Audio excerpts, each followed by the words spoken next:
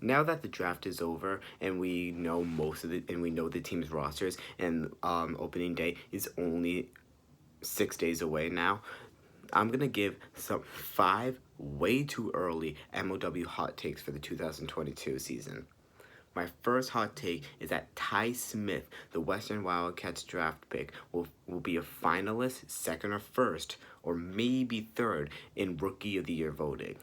The reason I say this is because this guy has shown up in the tournaments he's played in. He's won championships, back-to-back championships. I'm pretty sure he won back-to-back championships. Don't quote me on that. And this guy started his own league. And if you look at the league, he was one if not the best players in that league. It's no surprise he got taken in this draft because this guy's really good. And I feel like under the mentorship of Kyle Schwartz, who's sneakily building a really young roster with Jackson Pearson and Nick Saylor both draft picks, and now another draft pick. He does not have a starting player that he hasn't acquired through the draft. He's sneakily building a really young roster. I think under the mentorship of one, if not the best pitcher of all time, and one, if not the best hitter of all time in Nick Saylor, he's going to be amazing. He's going to surprise a lot of people and probably finish third, second, or first in Rookie of the Year voting.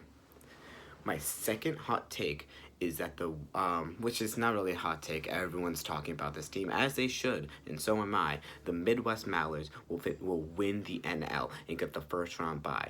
The reason I say this, one, Jason Robles is just impossible to ignore. That guy is one of the best football players ever, one of the best football players in the nation. And I think even past that, Tommy Coughlin very well could have a bounce back year. I know the past 2 years might make people forget, but this guy is one of the best MLW players of all time. For a solid decade, for a decade plus, he was a solid pitcher, hitter, and manager once he left the Wildcats. This guy won a World Series, let's not forget. And he's a former MVP. If he can get back to that form, I've always said it, the Midwest Mallards are a horrifying playoff team for anyone they're playing against. So if they can get to the playoffs first off, then that's good enough. But I don't think they're just going to do that. I think they're going to win the NL. Let's not forget Caden Irwin either. That guy can really pitch. We saw it in the last series. My third hot take, and the one I'm most passionate about, I know you guys are tired of hearing me talk about this guy, but Sean Flynn will surprise a lot of people and not only claim his spot as a bona fide superstar, but also claim his spot as maybe the best player on the Coastal Cobras. Like I've said before, Sean Flynn is my favorite player of all time in MLW history. I love this guy. I love watching him play. This guy won Rookie of the Year. We know he knows how to show up in big moments. Let's not forget the ALDS last year. This guy can show up in big moments. He's the fastest player in the league. I know Predator fans are going to say it's Alec Warder, but he's the fastest player in the league. And I think that all of that combined, Sean Flynn can really, really surprise a lot of people. Like I said, my favorite player of all time, and I think he's really going to show his worth next season. Fourth hot take. Pacific Predators will miss the playoffs back-to-back, just like the Mallards did.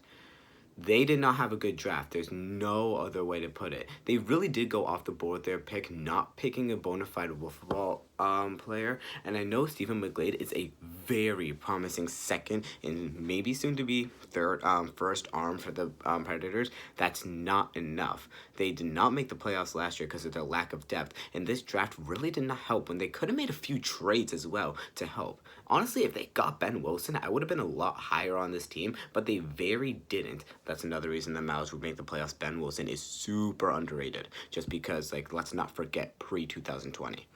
But, still, this, that guy used to be a manager. Anyway, this, team got eliminated from the playoffs in my mind because of their lack of depth, and this draft did not help. If they got, like I said, if they got Ben Wilson, a solid bat, then I would have been a lot higher on them. But they very, very, very didn't. So that's why I had in my mind they were gonna finish last in the AL and miss the playoffs. My fifth hot take: Drew Davis will be a finalist for MVP voting. The fact he wasn't last year is absurdity. And I think, who's the most likely to get upset at something he didn't win when he knows he should have won it? It's Drew Davis. He knows he should have been, maybe not won it. Jimmy Norton's ridiculous. He knows he should have been a finalist for the MVP, and he knows that he wasn't. And there's no good reason he shouldn't have been on that Google form, because that guy had an unreal year. 13 home runs for the guy, I think. I'm pretty sure it's 13 home runs. I don't have anything in front of me.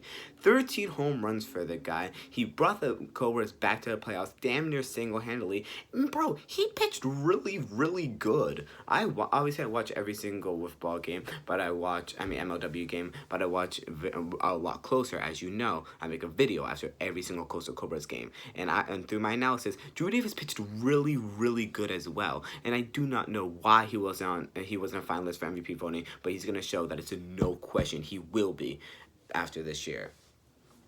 This video was 6 minutes and some change, not a long video. This is just a quick little snack for you to preview the season. Bye, be safe to Section Drive, and enjoy the opening day in spring training.